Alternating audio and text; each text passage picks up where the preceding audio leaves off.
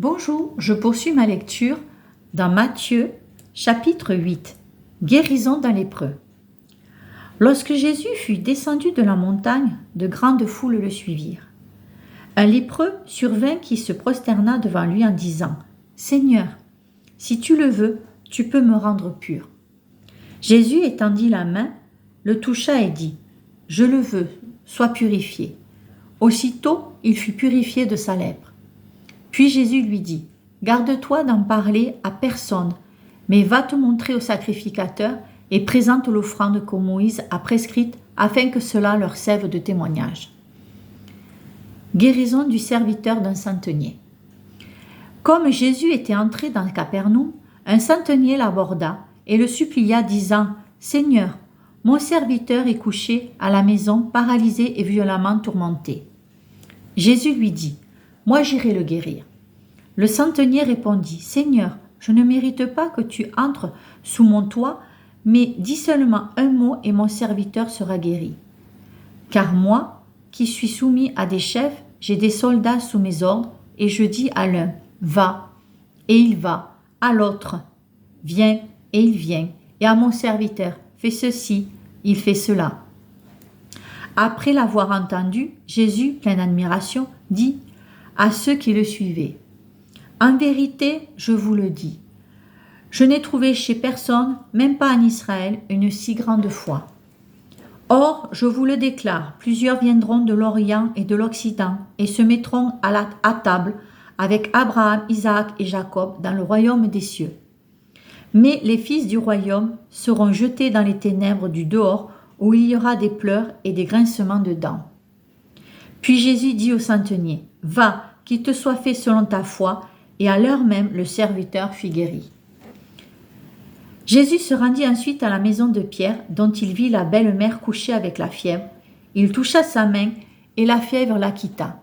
Puis elle se leva et se mit à le servir. Le soir venu, on lui amena plusieurs démoniaques. Il chassa les esprits par sa parole et guérit tous les malades. Ainsi s'accomplit la parole du prophète Ésaïe. Il a pris nos infirmités et il s'est chargé de nos maladies. Jésus, voyant une foule autour de lui, donna l'ordre de passer sur l'autre rive. Un scribe s'approcha et lui dit « Maître, je te suivrai partout où tu iras. » Jésus lui dit « Les renards ont des tanières et les oiseaux du ciel ont des nids, mais le Fils de l'homme n'a pas où reposer sa tête. » Un autre parmi les disciples lui dit « Seigneur, permets-moi d'aller d'abord ensevelir mon Père. » Mais Jésus lui répondit « Suis-moi et laisse les morts ensevelir les morts. » Il monta dans la barque et ses disciples le suivirent. Alors il s'éleva sur la mer une si forte tempête que la barque était couverte par les vagues et lui, il dormait. Les disciples s'approchèrent de lui et le réveillèrent en disant « Seigneur, sauve-nous ! Nous périssons !» Il leur dit « Pourquoi avez-vous peur, gens de peu de foi ?» Alors il se leva, menaça les vents et la mer, et un grand calme se fit.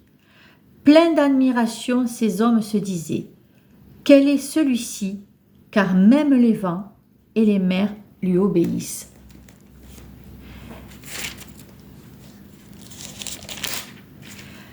Deux démoniaques guéris. Quand il eut abordé sur l'autre rive, dans le pays de Gadaréniens, deux démoniaques sortant des tombeaux vinrent à sa rencontre. Il était si redoutable que personne n'osait passer par là. Ils lui crièrent « Que veux-tu de nous, fils de Dieu? Es-tu venu ici pour nous tourmenter avant le temps ?» Il y avait loin d'eux un grand troupeau de pourceaux qui paissaient. Les démons suppliaient « Si tu nous chasses, envoie-nous dans ce troupeau de pourceaux. » Il leur dit « Allez !» Et ils sortirent, entrèrent dans les pourceaux. Alors tout le troupeau se précipita du haut de l'escarpement dans la mer et ils périssent dans les eaux. Ceux qui les faisaient paître s'enfuirent et allèrent dans la ville pour tout raconter et spécialement ce qui était arrivé aux démoniaques. Alors toute la ville sortit à la rencontre de Jésus et dès qu'ils le virent, ils le supplièrent de s'éloigner de leur territoire. Soyez bénis.